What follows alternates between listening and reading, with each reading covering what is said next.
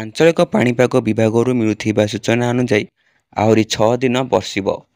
ଆସନ୍ତାକାଲି ସକାଳ 8:30 ପର୍ଯ୍ୟନ୍ତ 3 ଜିଲ୍ଲାକୁ ଅରେଞ୍ଜ ଆଲର୍ଟ। ଖବରଟି ଜାଣିବା ପୂର୍ବରୁ ଆପଣ ଯଦି ଆମ ଚ୍ୟାନେଲକୁ ପ୍ରଥମ ଥର କରି ଆସିଛନ୍ତି, ଚ୍ୟାନେଲକୁ ସବସ୍କ୍ରାଇବ୍ କରିବା ସହ ଭିଡ଼ିଓକୁ ବହୁ ମାତ୍ରାରେ ସେୟାର କରିବାକୁ ଜମାରୁ ବି ଭୁଲନ୍ତୁ ନାହିଁ।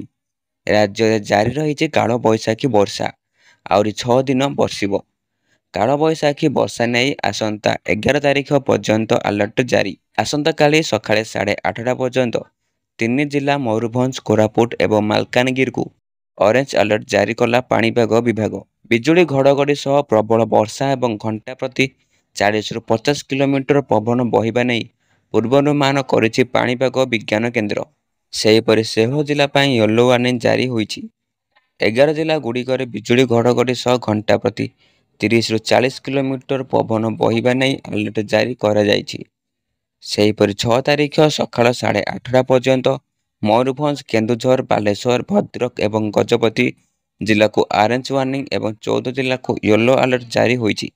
11 ତାରିଖ ସକାଳ ପର୍ଯ୍ୟନ୍ତ ହାଲକାରୁ ମଧ୍ୟମ ଧରଣର ବର୍ଷା ସମ୍ଭାବନା ନେଇ ପୂର୍ବାନୁମାନ କରିଛି ଭୁବନେଶ୍ୱର ପାଣିପାଗ ବିଜ୍ଞାନ କେନ୍ଦ୍ର। ରାଜ୍ୟର କିଛି ଜିଲ୍ଲାରେ ସର୍ବାଧିକ ତାପମାତ୍ରା 2ରୁ 3 ଡିଗ୍ରୀ ବୃଦ୍ଧି ପାଇଥିବା ବେଳେ ଅନ୍ୟ କୌଣସି ଜିଲ୍ଲାର ତାପମାତ୍ରା ବିଶେଷ ପରିବର୍ତ୍ତନ ହୋଇନାହିଁ।